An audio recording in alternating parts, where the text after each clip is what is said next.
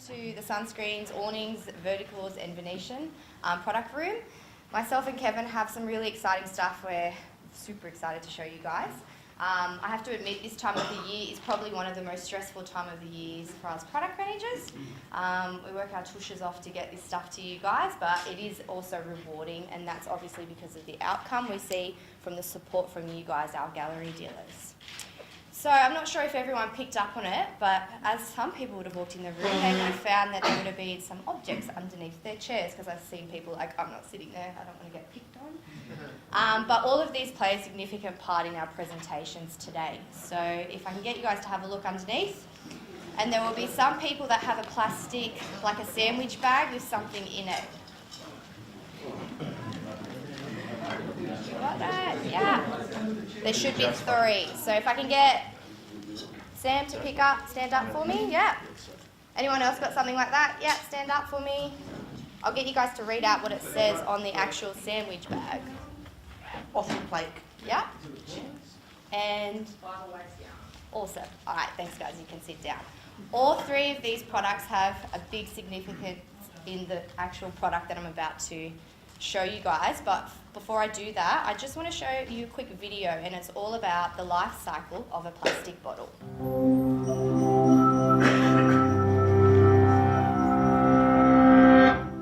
This is the story of 3 plastic bottles, empty and discarded. Their journeys are about to diverge, with outcomes that impact nothing less than the fate of the planet. But they weren't always this way. To understand where these bottles end up, we must first explore their origins. The heroes of our story were conceived in this oil refinery. The plastic in their bodies was formed by chemically bonding oil and gas molecules together to make monomers. In turn, these monomers were bonded into long polymer chains to make plastic in the form of millions of pellets. Those were melted at manufacturing plants and reformed in molds to create the resilient material that makes up the triplets' bodies.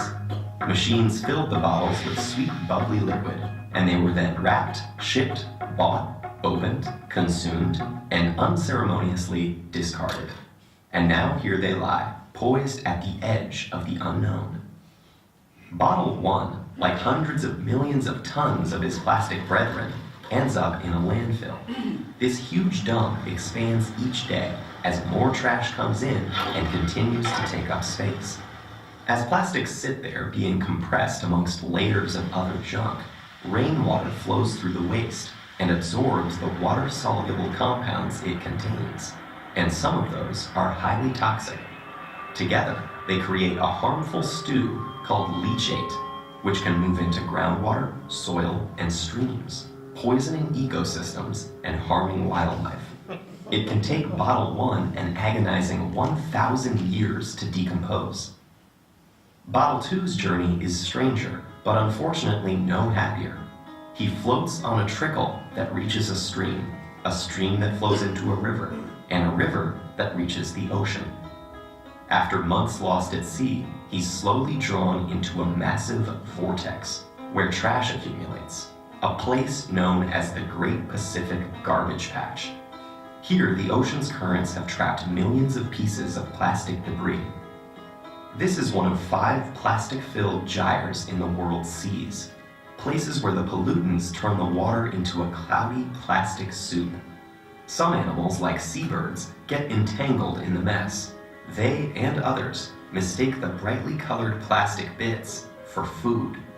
Plastic makes them feel full when they're not, so they starve to death and pass the toxins from the plastic up the food chain. For example, it's eaten by lanternfish. The lanternfish are eaten by squid. The squid are eaten by tuna, and the tuna are eaten by us. And most plastics don't biodegrade, which means they're destined to break down into smaller and smaller pieces called microplastics, which might rotate in the sea eternally. But Bottle 3 is spared the cruel purgatories of his brothers. A truck brings him to a plant where he and his companions are squeezed flat and compressed into a block. Okay, this sounds pretty bad too, but hang in there, it gets better. The blocks are shredded into tiny pieces, which are washed and melted so they become the raw materials that can be used again. As if by magic, Bottle 3 is now ready to be reborn as something completely new. For this bit of plastic with such humble origins, suddenly, the sky is the limit.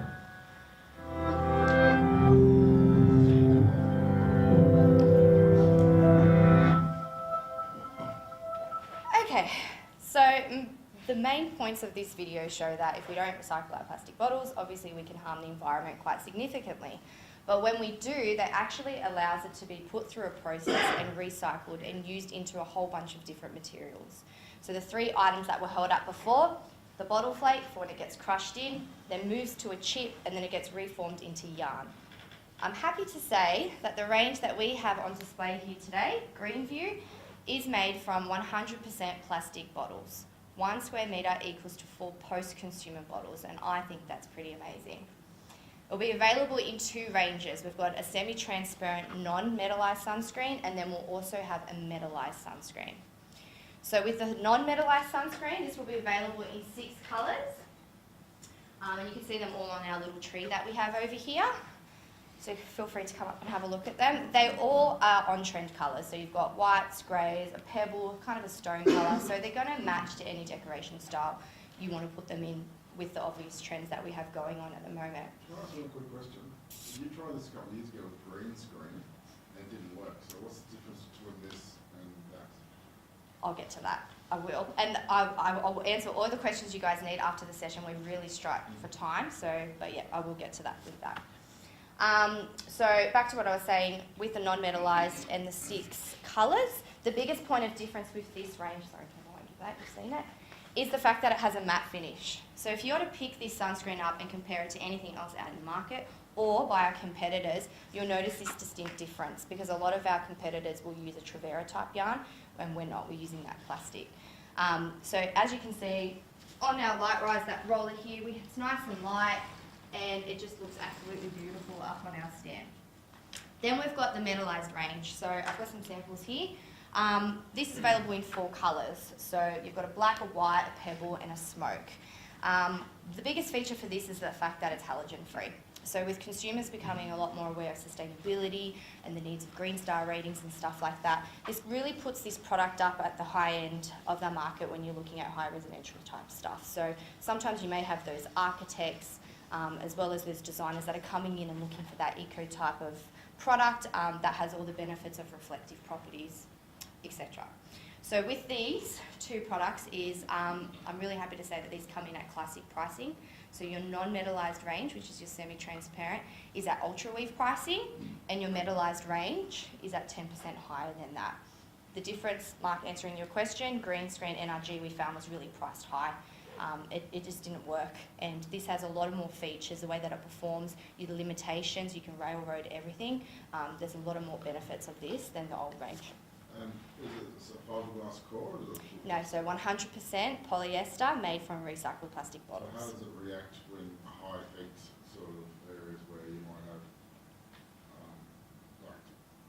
how's it stay stable? Like pro screens and whatnot are priced lower because they're not as stable as your ultra wave, which has got a fiberglass. Yeah, so anything usually you use your metallised, so your reflective properties and things like that. We've done all our heat testing on it, our FR testing, it scored really, really positive results.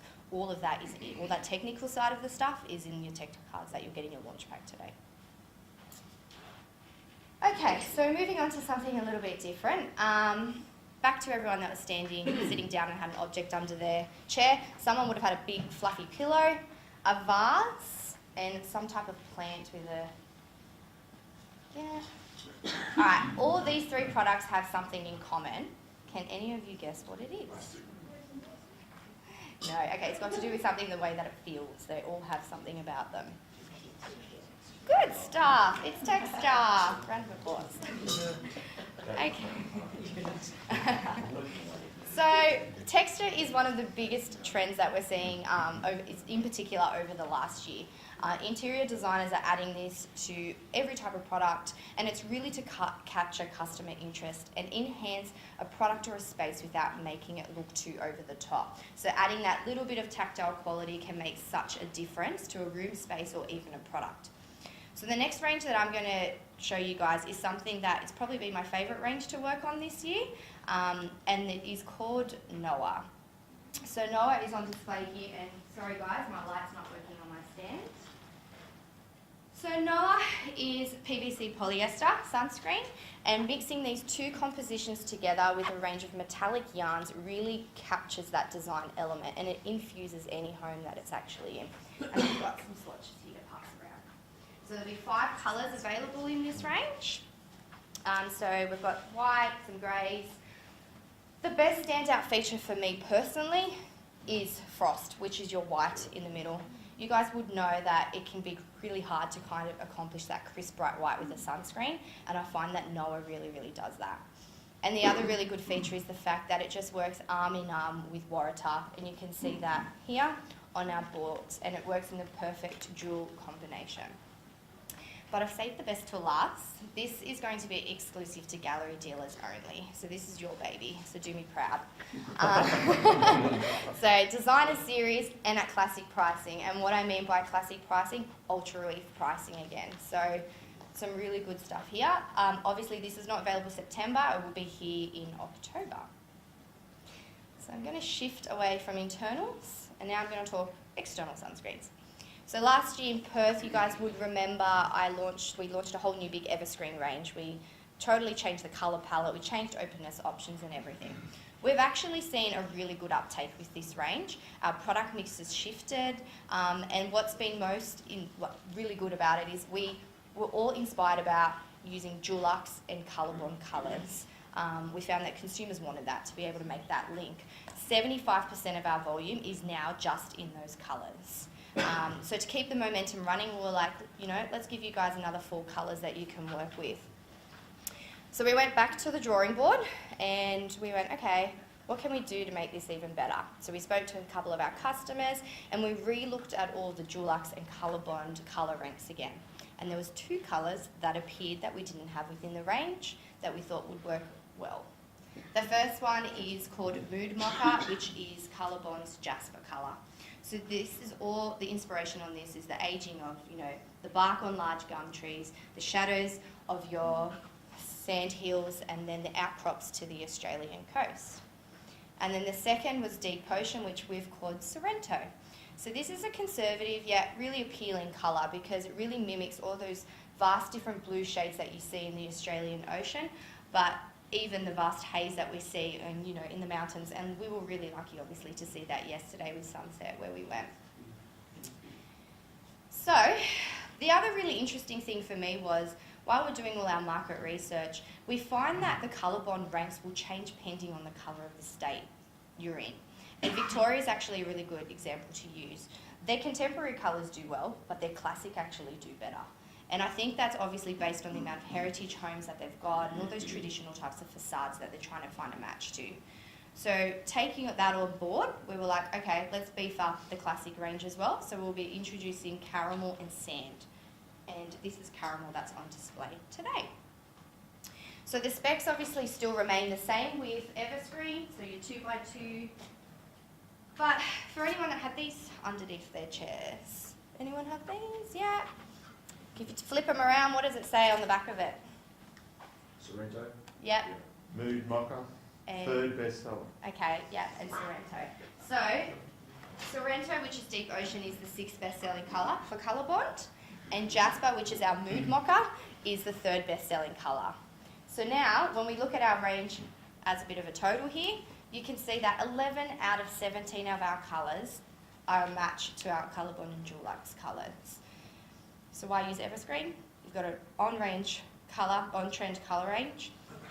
It matches really well with Kevin's Awnings hardware, giving our customers that ultimate package, not in just terms of colour, but also, function. It's mildew and fungi resistant, which means it's easy to clean, and obviously all UV tested and treated with really positive results, scoring 7 out of 8 and some 8 out of 8. So yeah, that's it for me. I will be back and I'm going to hand you over to Kev.